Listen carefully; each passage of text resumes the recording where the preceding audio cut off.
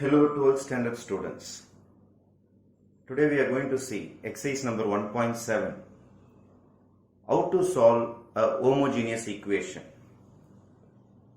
Homogeneous equationல எப்படி x கண்டுபிடிக்கிறது, y கண்டுபிடிக்கிறது, z கண்டுபிடிக்கிறது தான் இன்னைக்கு நம்ம கிளாஸோடைய முக்கியமான விஷயம்.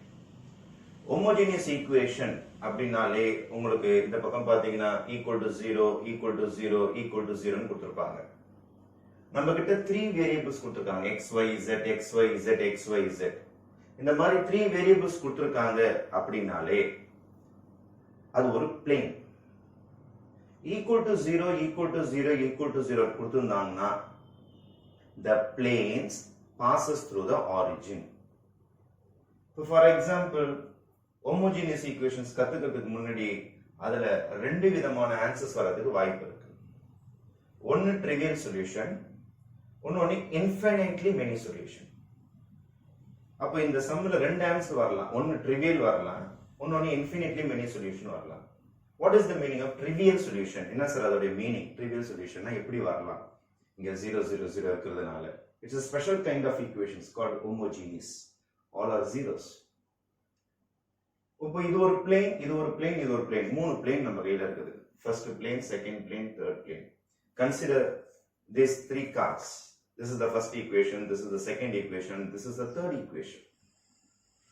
இந்த மூணு ஈக்குவேஷன்ஸும் நம்மளுடைய கிராஃப்ல ஆரிஜின் வழியா பாஸ் ஆகும். எப்படி பாஸ் ஆகும்னா, ஒன்னு இந்த டைரக்ஷன்ல பாஸ் ஆகலாம், அனதர் இந்த டைரக்ஷன்ல பாஸ் ஆகலாம், another one இந்த டைரக்ஷன்ல பாஸ் ஆகலாம். அப்ப மூணு டைரக்ஷன், இப்படி ஒன்னு பாஸ் ஆகலாம், இப்படி ஒன்னு பாஸ் ஆகலாம், இப்படி ஒன்னு பாஸ் ஆகலாம். உங்களுக்கு புரியணுன்றதுக்காக ஒரு ஸ்ட்ரைட் லைன் பண்ணி வரையறேன். This is the first equation, this is the second equation, this is the third equation. மூணு பிளேன்ஸும் ஆரிஜின் வழியாக இந்த மாதிரி பாஸ் ஆகலாம். This is plane number 1 னு வெச்சுக்கிட்டீங்கன்னா, இது plane number 2 னு வெச்சுக்கிட்டீங்கன்னா, இது plane number 3. இந்த மூணு பிளேனும் எது வழியா பாஸ் ஆயிருக்கு? 0, 0, 0 வழியா பாஸ் ஆயிருக்கு. அந்த மாதிரி 0, 0, 0 வழியா பாஸ் ஆச்சுன்னா அதுக்கு பேரு தான் trivial solution. அதுக்கு பேரு தான் trivial solution. சரி, infinitely many solution என்ன சார் மீனிங்? அதே x axis, y axis, z axis, the first plane, the second plane, third plane passes through the origin. ஆனா மூணுமே பாருங்க, first plane, second plane, third plane இப்படி ஓவர்லாப்பிங்ல pass ஆயிடும். அதே origin வழியா தான் பாஸ் ஆகும். first plane, again second plane, again third plane. first plane இங்கே தான் இருக்கும், second plane இங்கே தான் இருக்கும், third plane இங்கே தான் இருக்கும். ஓவர்லாப் ஆயிடும். ஓவர்லாப் ஆயிடுச்சுன்னா meeting points of the three planes இங்க பாத்தீங்கன்னா லட்சக்கணக்கான கோடிக்கணக்கான ஆன்சர்ஸ் இருக்கும். அதனாலதான் இது இன்ஃபினிட்லி மெனி சொல்யூஷன், நிறைய ஆன்சர்ஸ் வரும். இங்க ஒன்லி ஒன் ஆன்சர், பக்கா 0 0 0. அதனால இதுக்கு பேர் ட்ரிவியல் சொல்யூஷன். இங்க பாத்தீங்கன்னா 1 2 3 ஈக்குவேஷனும் மேல மேல மேல போறதுனால அதுக்கு பேர் என்னன்னு சொல்ல போறாங்கன்னா infinitely many solution. Before going to homogeneous equations, before entering into homogeneous equations, you must know homogeneous equations have two types of answers. One is called trivial solution and another one is called infinitely many solution. Today, நம்ம பார்க்க போற problem 3x plus 2y plus 7z is equal to 0, 4x minus 3y minus 2z is equal to 0, and 5x plus 9y plus 23z is equal to 0. First step number 1, we are going to find a combined matrix called A comma B. What is A comma B? You have to write the coefficients 3, 2, 7, 4, minus 3, minus 2, then 5, 9, 23, 0, 0, 0. The coefficients of x, y, z, it is considered as matrix A. The constant terms is considered as matrix B. This matrix is called A comma B. You have to reduce this to find the rank. You have to change this into echelon form. row echelon form. What is the meaning of row echelon form? This is the principal diagonal. This is the principal diagonal. இந்த principal diagonal கீழ இருக்கிற numbers எல்லாமே 0 ஆகிற மாதிரி நீங்க ஏதாவது செய்யணும். அந்த மாதிரி செய்யும் போது இது 0 ஆகலாம், இது 0 ஆகலாம், அதை பத்திலாம் பிரச்சனை கிடையாது. echelon form நீங்க கொண்டு வரணும்னு முடிவு பண்ணிட்டீங்கன்னா the concept is இதுக்கு கீழ இந்த principal diagonal கீழ இருக்கிற elements 0 elements ஆ மாத்தணும்.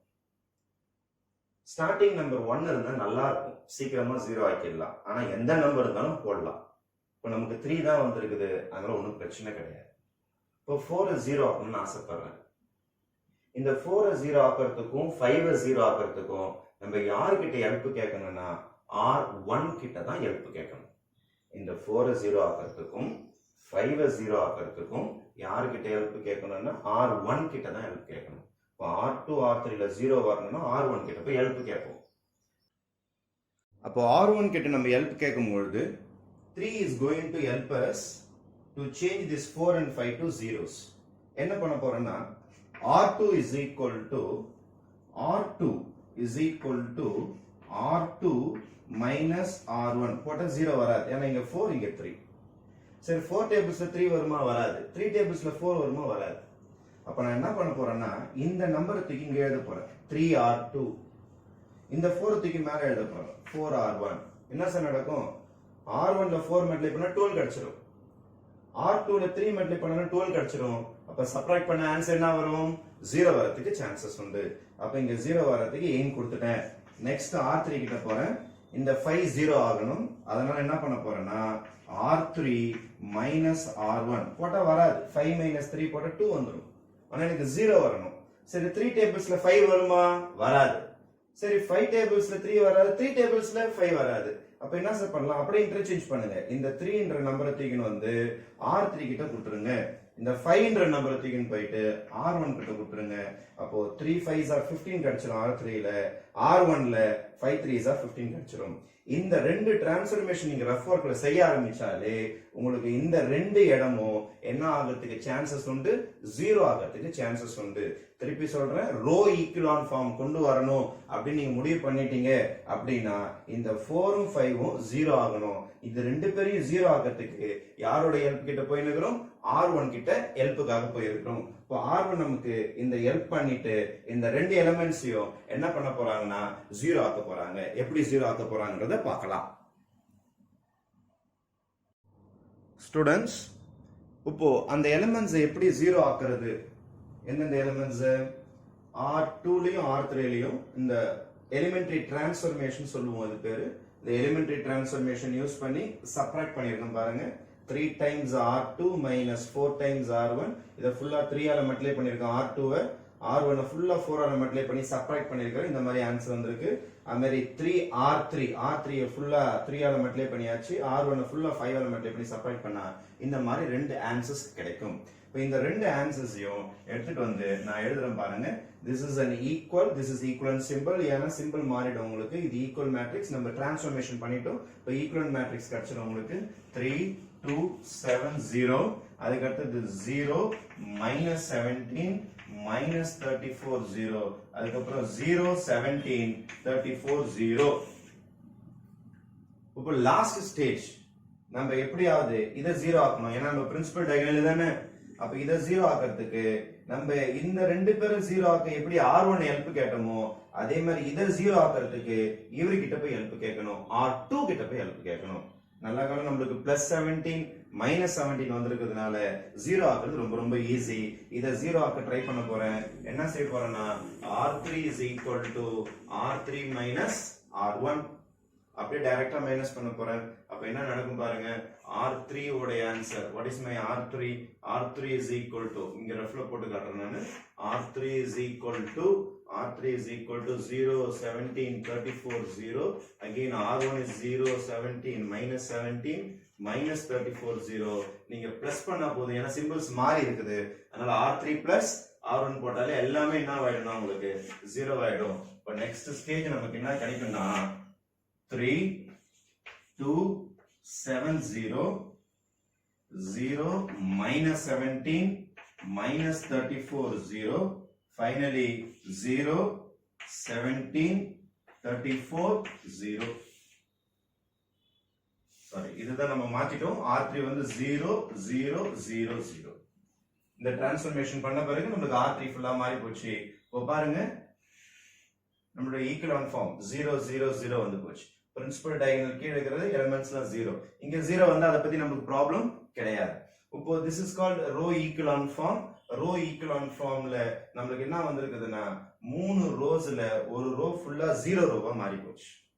அப்ப rank of A யாரா கேட்டாங்கன்னா இது B ஃபுல்லாவே 0 தான் இருக்கும். ஆனா இது கணக்கிலே வராது. இது ஃபுல்லா A உங்களுக்கு இந்த 9 எலிமெண்ட்ஸும் A மேட்ரிக்ஸ். இப்ப rank of A பாத்தீங்கன்னா 3 லைன் தான் உங்களுக்கு இருக்குது. அதுல 2 லைன்ல தான் நம்பர்ஸ் இருக்குது. ஒரு லைன் ஃபுல்லா 0 எலிமெண்ட்ஸ் மாறி போச்சு. நான் ஜீரோ ரோஸ் எத்தனை இருக்குதோ அதான் அதோட ரேங்க் 2. ஆனா நம்ம கண்டுபிடிக்க வேண்டிய வேரியபிள் 3 வேரியபிள்ஸ். எப்போதுமே நம்பர் ஆஃப் வேரியபிள்ஸை விட ரேங்க் கம்மியா வந்ததுன்னா இன்ஃபினிட்லி மெனி சொல்யூஷன். அப்போ this is less than 3. அப்போ இன்ஃபினிட்லி மெனி சொல்யூஷன். அப்போ it is an homogeneous origin வழியா தான் போகுது. ஆனா யூனிக் பாயிண்ட் ஒரே பாயிண்ட் வழியா போல ஓவர்லாப்பிங் ஒரு பிளேனுக்கு மேல ஒரு பிளேனுக்கு மேல ஒரு பிளேன் ஓவர்லாப் ஆயிருக்கு. அதனாலதான் உங்களுக்கு ரேங்க் 2 வந்திருக்கு. இப்ப ரேங்க் 2 வந்தாலோ 1 வந்தாலோ it has infinitely many solution. if rank is 3 அப்படி வந்தாதான் trivial solution 0 0 0 ன்னு வரும். இப்போ இன்ஃபினிட்லி மெனி சொல்யூஷன் எப்படி சார் கண்டுபிடிக்கிறதுன்னா பழைய ஸ்டைல்ல நம்ம என்ன செய்யணும்னா மேட்ரிக்ஸை மாத்தணும். இந்த ஸ்டைல்லே மேட்ரிக்ஸ் மாத்தணும். அப்ப என்ன செய்யலாம்னா 3 2 7 0 -17 -34 0 0 0 சைடுல x y z is equal to 0 0 0 இந்த மாதிரி மேட்ரிக்ஸ் ஸ்டைலுக்கு மாத்தணும். this is an equation style. இத மேட்ரிக்ஸ் ஸ்டைலுக்கு மாத்திடணும். last row into last column multiply பண்ணனும்.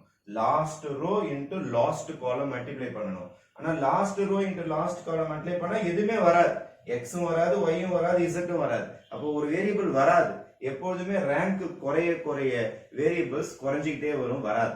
அதனால இங்க டம்மி வேரியபிள்ஸ் யூஸ் பண்ண போறோம், கான்ஸ்டன்ட்ஸ் யூஸ் பண்ணுவோம். let z is equal to k. இங்க ரேங்க் ஓட நம்பர்ஸ் குறைய 3 வந்தா எந்த லெட்டர்ஸ்மே வராது, 2 வந்தா ஒரு லெட்டர் வந்துரும் உங்களுக்கு. இப்போ k என்ற ஒரு ஆல்பபெட் யூஸ் பண்றேன் நானு. z is equal to k. அப்ப z is equal to k ன்னு கொடுத்துட்டீங்கன்னா அதுக்கு அடுத்த ஸ்ட்ரைட் லைன் போலாம் நம்ம. அதுக்கு அப்புறம் row into column again 0 into x 0 ஆயிடும். -17 into y -34z is equal to 0. -17y -34 z க்கு பதிலா நம்ம என்ன போட்டுருக்கோம் k is equal to 0. இப்போ -17y is equal to -34 அந்த பக்கம் போச்சுன்னா ஆயிடும் +34k. I want only y. So therefore y is equal to 34k by -17. So y is equal to -2k. Now we have got the values of z and y. After finding the values of z and y, we have to find the value of x. இன்னும் ஒரு row பாக்கி இருக்கு. இதோ இருக்கு பாருங்க. இந்த row into காலம் multiply பண்ண போறேன். ஃபர்ஸ்ட் ரோ இன்டு காலம். இப்போ இத மல்டிப்ளை பண்ணா என்ன வரும்?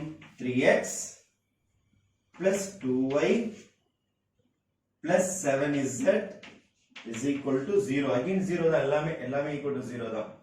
3 into x plus 2 into y just now we have found minus 2k plus 7 into z க்கு பதில் நீங்க போட்டுருப்பீங்க பாருங்க. z க்கு பதில் k is equal to 0. So 3x minus 4k plus 7k is equal to 0. 3x 7k ல 4k போச்சுன்னா plus 3k is equal to 0. So 3x is equal to minus 3k. x is equal to minus 3k by 3. Answer is minus k. This is x oda value. So therefore our solution will be, our final solution set will be x oda value, y oda value, z oda value. X oda value minus k, y oda value pathina minus 2k, z oda value pathina k, where k belongs to real numbers. This is a typical example of solving an homogeneous equation where the solution is infinite, many solutions. Okay, thank you.